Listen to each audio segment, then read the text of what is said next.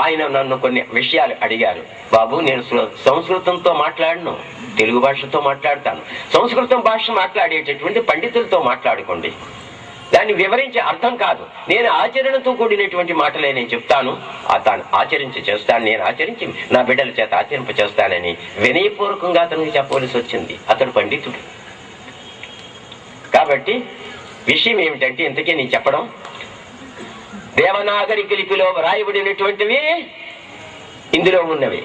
అప్పుడు ప్రచోదనుడు 16 శాస్త్రాలను ప్రసాదించాడు. ఆ 16 శాస్త్రాలే 4 వేదాలుగా మనకి ముద్రణ చేయబడింది. 4 వేదాలు: ఋగ్వేదం, సామవేదం, యజుర్వేదం, అధర్వణ వేదం. ఆ వేదాల కాలంలో అన్నీ కూడా బలులు, పూజలు అన్నీ కూడా ఉండేవి. తదనంతరం అప్పుడు ఈ వేదాలను పురస్కరించుకొని ధర్మశాస్త్రం వచ్చింది, మన ధర్మశాస్త్రం. మీరందరూ కూడా విజ్ఞానవేత్తలు, అమ్మలకి మీకు ప్రత్యేకంగా మళ్ళీ చెప్పబడుతుంది. మన ధర్మశాస్త్రం నిన్ననే చెప్పాను. తర్వాత పరాశర ధర్మశాస్త్రం, తర్వాత యాజ్ఞవల్క ధర్మశాస్త్రం వచ్చింది. ఈనాడు కలి ధర్మశాస్త్రం అంతా కూడా పాపంతోనే కూడుకొని ఉంది. ధర్మశాస్త్రం లేనే లేదు, ధర్మం లేనే లేదు అంటుంది. అయితే నేను అన్ను, ధర్మం లేకపోతే మన జీవితం లేదు. కొంతైనా ధర్మాత్ములు ఉన్నారు కాబట్టే ఈవేళ మనం పట్టిన అన్నం కూడా తింటున్నాం. కాబట్టి విషయం ఏమిటంటే, ఇంతకీ నేను చెప్పేది ఏమిటంటే, అటువంటి సనాతన స్వయంభవ ప్రచోదన జ్యోతిర్మయ పరబ్రహ్మ రాజ్యాంగాన్ని స్టే చేశాడు ఆ కాలంలో. అప్పుడు రాజ్యాంగం ఎటువంటిది? ఇప్పటి రాజ్యాంగంలా కాదు. ఓట్ల ప్రకటన కొరకు డెవలప్మెంట్ చేసేది కాదు. ఇదంతా ఎందుకు చెప్తున్నానంటే, మీ తెలివి కొరకు మాత్రమే చెప్తున్నాను. కానీ మీ ముక్తిని గురించి దీనిలో ఉన్నది. మీరు ముక్తిని ఏ విధంగా పొందగలుగుతారు అనేది ఇందులో ఉంది. కాబట్టి ఈ విషయం కూడా నేను మీకు తెలియపరుస్తున్నాను. అప్పుడు రాజ్యాంగం ఇలా కాదు. ఎవరైతే అర్హత కలిగి ఉండేవాడు, అప్పుడు 16 శాస్త్రాలు 12 శాస్త్రాలు నేర్చుకున్నటువంటి వాళ్ళు రాజ్యాంగ పరిపాలనకి నియమించేవారు. ఆ పరిపాలనా విధానంలో పేర్లు రాసేవారు, ఒక బుట్టలో వేసేవారు. ఆ బుట్టలో నుంచి ఒక పేరు తీసేవారు, వారికి ఆ పదవినిచ్చేవారు. అనగా మొట్టమొదట కృతయుగంలో స్త్రీమూర్తి అంటే సుపర్ణి, తల్లి సుపర్ణి పేరు వచ్చింది. ఆమె రాజ్యానికి అధిపతి అయింది. భూచక్రవర్తి ఇప్పుడు కింగేనాను విదేశీ భాషది. అప్పుడు భూచక్రవర్తి అనేవాడు. సుమంతులు అనేవారు. సు అంటే పవిత్రమైనటువంటి మంతులు, అంటే ఆమెను వెంబడించినటువంటి వాడు. కాబట్టి ఇతనికి 10 మంది అయితే వాళ్ళకి 12 మంది. ఈ విధంగా ఆ రాజ్యాంగాన్ని స్టే చేసుకొస్తూ అహింసా పరమోధర్మాన్ని ప్రతిపాదించి ఆ కాలంలో పరిపాలించారు కృతయుగ ధర్మం. కృతయుగంలో మన పూర్వులు ఉండేవాళ్ళు. కాలక్రమంలో పాపం ప్రవేశించింది. ఎందుకు ప్రవేశించింది, ఎలా ప్రవేశించింది అనేటటువంటిది దివ్య గ్రంథం చదువుకోండి. అయితే అటువంటి సృష్టికర్త మనను ఏదో మాటల్లో దేవుడికి పెళ్ళా అని ఒక అడిగారు. అవును, ఎలాగా? ఆ సృష్టికర్తకి వయసు వచ్చింది. అక్కడ 3 అమ్మలు ఉండను. బాబు, నీకు వయసు వచ్చింది కాబట్టి పెళ్లి చేస్తామన్నా. ఆహా, అమ్మా నాకు పెళ్లి చేస్తారా? రైట్, పెళ్లి చెయ్యండి అమ్మా, పిల్లని చూడండి అన్నారు. మంచిది అన్న. వీళ్ళు వెళ్ళి 3 పిల్లల్ని చూశారు. వినండి శ్రద్ధతో. 3 పిల్లల్ని చూశారు. చూసి, బాబు చేతనా, ఈ 3లో ఎవరు నీకు నచ్చితే వాళ్ళని పెళ్లి చేసుకో బాబు అన్నాడు. ఆహా, అలాగా అమ్మా అని మంచిది అన్నాడు. ఆ కాలంలో నారవస్త్రం కట్టుకుండేవాళ్ళు. ఆకుల కాలం పోయింది. అప్పటికి నారతోటి వస్త్రాలు నేర్చుకోవడం, కట్టుకోవడం అది కూడా వచ్చింది. ఆ తర్వాత లేచాడు, అమ్మ దగ్గరికి వెళ్ళాడు. అమ్మ పాదాలకు ప్రణామం చేశాడు. ప్రణామం చేసి మట్టి తీసుకున్నాడు. భ్రూమకుటాన్ని బొట్టు పెట్టుకున్నాడు. కొంత నోట్లో వేసుకున్నాడు, కొంత తీసి గర్భానికి పూసుకున్నాడు. అమ్మా, మీరు చూసిన పిల్లలు వీళ్ళేనా అని అడిగాడు. అంటే తల్లి చూసింది.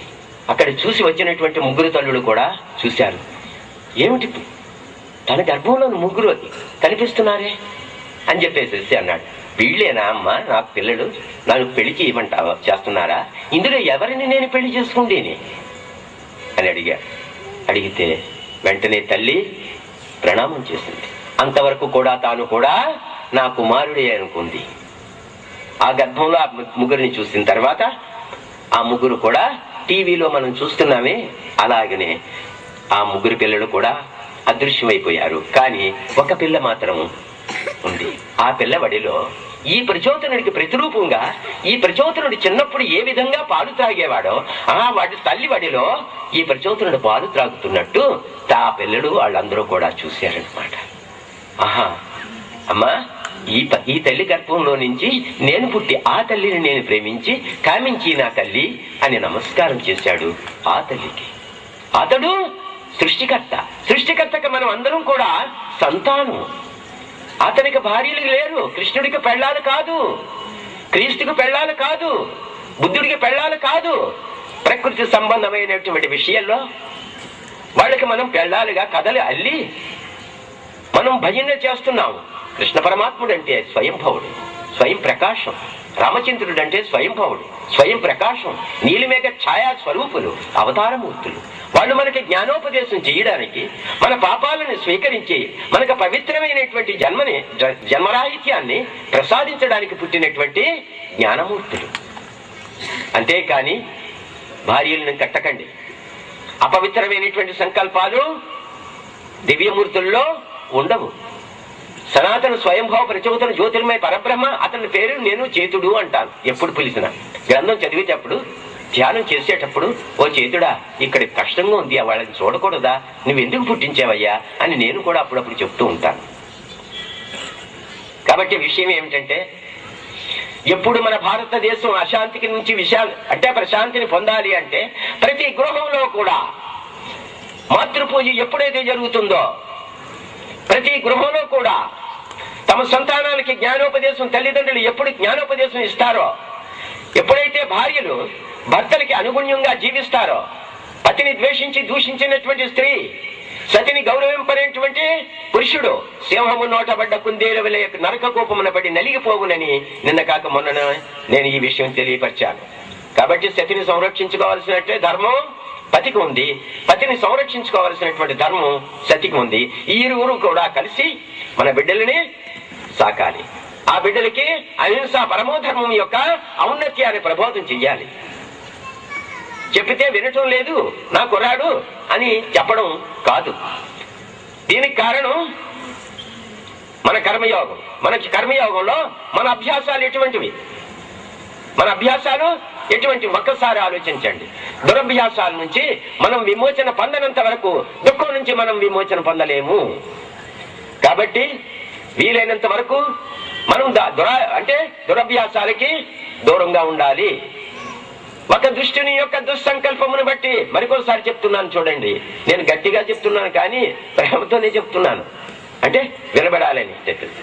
ఒక దుష్టుని యొక్క దుస్సంకల్పమును బట్టి చేయు దుష్కార్యము వలన అనేక మంది శాంతికాములు దుఃఖమును అనుభవించుదురు. అనేక మంది శాంతికాములు దుఃఖమును అనుభవించుదురు. ఒక సత్పురుషుని యొక్క సత్సంకల్పమును బట్టి చేయు సత్కార్యముల వలన అనేక మంది దుఃఖముతో జీవించుచుండేటటువంటి వాళ్ళు దుఃఖము నుంచి విమోచింపబడి ప్రశాంతిని పొందుతారు. కాబట్టి ఊరిలో పెద్ద ఆయన ఉంటారు, గ్రామానికి అధిపతి ఉంటారు, అతని యొక్క ప్రవర్తనను బట్టే గ్రామస్తులు ఏ విధంగా ఉండాలో అనేటటువంటి తెలిసిపోతుంది. అలాగునే గృహ యజమాని ఎటువంటి వారై ఉండాలో మీరు అర్థం చేసుకోనండి. గృహ యజమాని ప్రశాంత చిత్తుడైతే గృహం అంతా కూడా ప్రశాంతంగానే ఉంటుంది. అతనిలో దుర్గుణాలు ఉన్నట్లయితే పిల్లల్లోనూ కూడా వస్తాయి. కాబట్టి విషయం అవగాహన చేసుకోనండి. మనకు సృష్టికర్త ప్రసాదించినటువంటి బుద్ధి జ్ఞాన వివేక వికాసాలని మనం అభివృద్ధి చేసుకుందాం. ఈర్ష్య ద్వేష స్వార్థ మోహ భ్రాంతి అహంకారాల నుంచి మనం విమోచన పొందుదాం, వాటి నుంచి విడుదల చేద్దాం. అయితే ఇప్పుడు నేను మీకు అందరికీ తెలియపరిచేది ఏమిటంటే సమైక్యత, ఐక్యతతో ఆరాధన చేయండి. ఐక్యతతో భగవంతుని పిలిచి మనం ఐక్యతతో జీవించుదాం. ఐక్యతే ప్రధానమైనటువంటి. ఐక్యత లేని కారణం చేతనే ఇండివిజువల్, నీవెంతంటే నేనెంత, నీ పార్టీ వేరు నా పార్టీ వేరు, నీ గృహం వేరు నా గృహం వేరు, మీ అమ్మ వేరు నా అమ్మ వేరు, నా అమ్మ నేను తంతాను, నా అమ్మని నేను తిడతాను, నువ్వెవడరా అడగటానికి అంటుంది దుష్టత్వం. కాబట్టి విషయం అవగాహన చేసుకొని మీరు ఏ విధంగా తరించాలి అనేటటువంటి దానికి ఈ విషయాలన్నీ కూడా చెప్తున్నాను. సృష్టికర్తే తల్లిని పూజించినప్పుడు మనం ఎందుకు మన తల్లిని ప్రేమించి పూజించి తండ్రి ఆజ్ఞను పాలించి మనం ఎందుకు ప్రశాంతిని పొందకూడదు? ప్రతి గృహంలోనూ దుఃఖం ఉంది. ఈవేళ పొల్యూషన్, ఈవేళ ప్రతిదీ కూడా నాలెడ్జ్ అంటే విజ్ఞానం వికసించిన కొద్దీ అజ్ఞానం అవివేకం ఆవరిస్తున్నాయి. అంటే ఎంత ఎక్కువ చదివితే అంత అజ్ఞానంతో ప్రవర్తిస్తున్నాడు ఈనాడు మానవుడు. ఆనాడు అలా కాదు. తల్లి గర్భంలో ఉండేటటువంటి పిండం భూమి మీద పడినప్పుడే 3 శాస్త్రాలు నేర్చుకుని పిండం భూమి మీద క్రింద పడేది. 7వ ఏటకి 5వ శాస్త్రం సంపూర్ణం చేసుకునేవారు. అటువంటి పవిత్రమైనటువంటి కృతయుగ ధర్మాన్ని ఇందులో పొందుపరచబడింది. ఆ ధర్మం ఎప్పుడైతే అధర్మం కాదు సుమా, ఆ ధర్మం అంటే కృతయుగ ధర్మం. కృతయుగ ధర్మం ఎప్పుడైతే భూమి మీద అవతరించి స్ప్రెడింగ్ అవుతుందో వెంటనే ప్రపంచం శాంతి ఉంటుంది. అలా కాకపోతే తారా మండలం విజృంభిస్తుంది, లోకతారలన్నీ కూడా ఢీకుంటాయి, భూగ్రహం తిరిగిపోతుంది. ఏ విధంగా ఈ ప్రపంచం వినాశం అయిపోతుందో అనేటటువంటిది ఇందులో పొందుపరచబడింది. ఆ గడియ సమీపమై ఉన్నది. 7 తారల నుండి నూతన స్వరములు వినబడును. లోకరాజ్యములు ఏకపీఠముపై స్త్రీ ఆసీనురాలగును. లోకం వినాశం అయ్యేటప్పుడు ముందు గుర్తులు ఇవన్నీ. అక్రమ అన్యాయ అధర్మ పాలన క్రమ పద్ధతిలో లేక వక్ర మార్గమున పయనించును.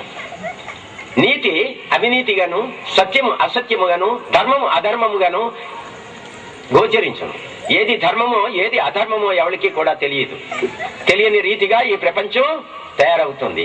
అప్పుడే ఎలాగే దీనిని రక్షించాలి అనేటటువంటి దానికే ధర్మం నశించినప్పుడు ధర్మాన్ని సంరక్షణ చేయడానికి మహాత్ముల్ని పంపిస్తుంటే ఆ మహాత్ముల్ని ఈ మానవులందరూ కూడా హింసించారు.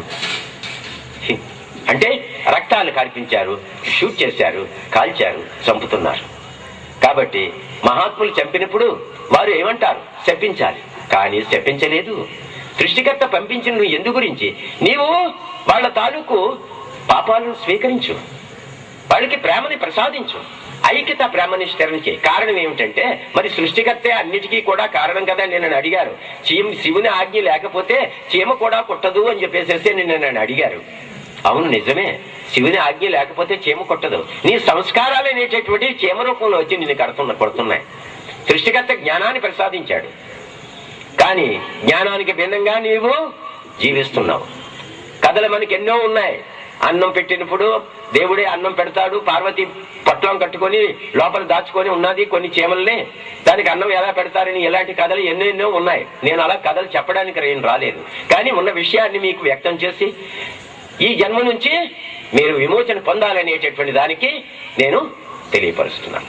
అమ్మ, మీ అందరూ కూడాను ప్రొద్దుటి లేవండి, స్నానం చేసిన తర్వాత జ్యోతిని వెలిగించి మీ బిడ్డలకి జ్ఞానోపదేశం చెయ్యండి.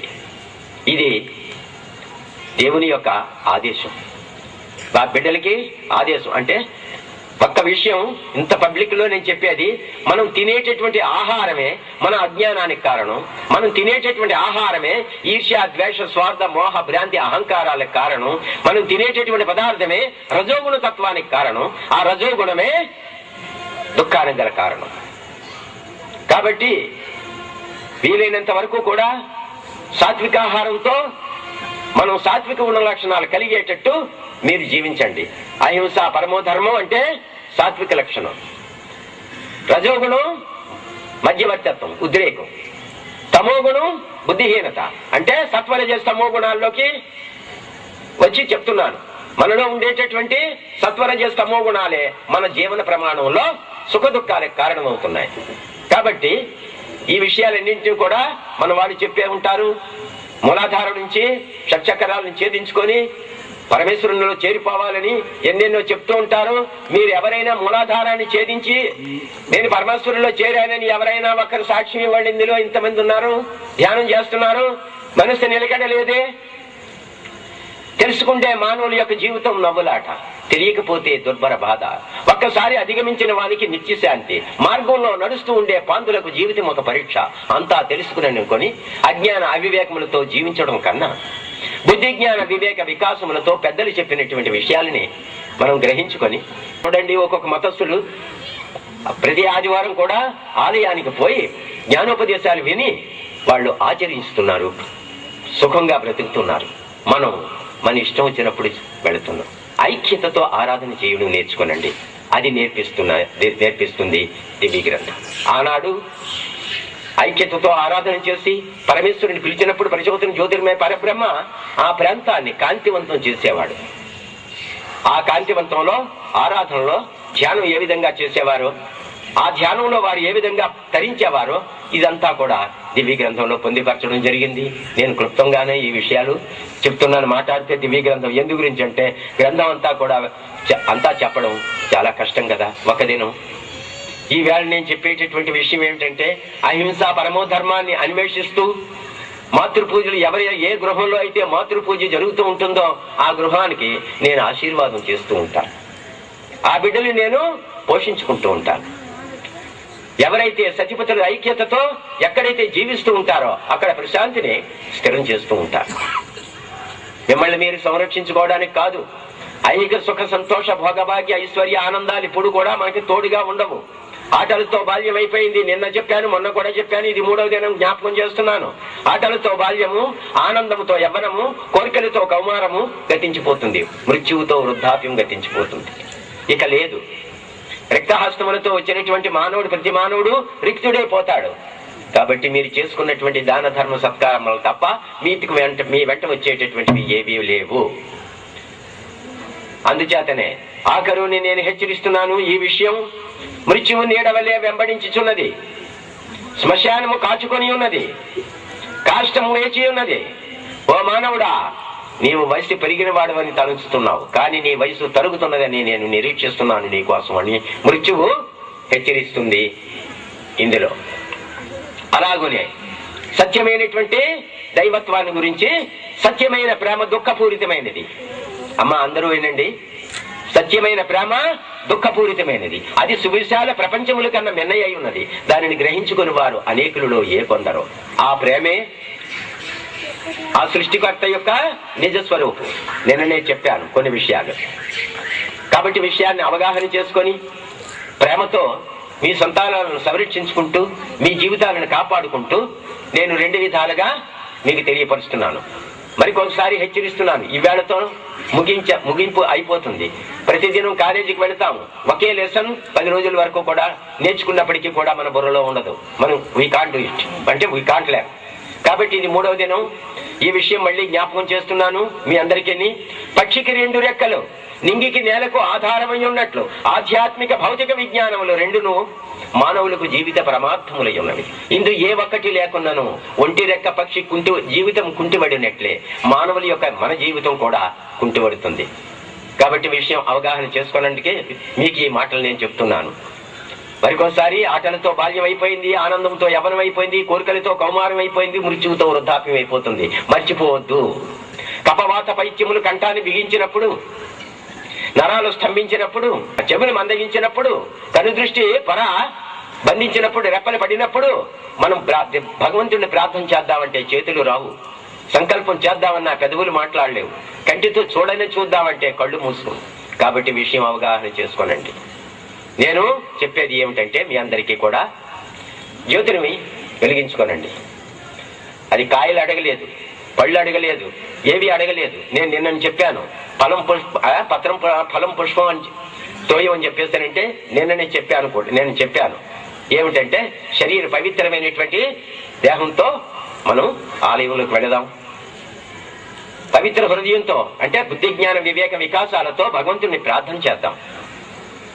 పరివర్తనతో కూడినటువంటి పశ్చాత్తాపంతో ఆ పరమేశ్వరునికి కన్నీరు సమర్పిద్దాం. అది భక్తి. ఈ భక్తితో నేను మిళితం చేసేది ఏమిటంటే ఐక్యారాధన. ఐక్యతతో ఎక్కడైతే పదుగురాడు మాట పాటి అయి తర్జీలు నొక్కడాడు మాట ఎక్కదిందు. 10 కలిసి ఐక్యతతో ఎక్కడైతే ప్రార్థన చేస్తూ ఉంటారో అక్కడే పరమేశ్వరుడు ఉంటాడు. కాబట్టి విషయం అవగాహన చేసుకొని మీరు తరిస్తూ మీ జన్మరాహిత్యం కొరకు జ్యోతిని ధ్యానించండి.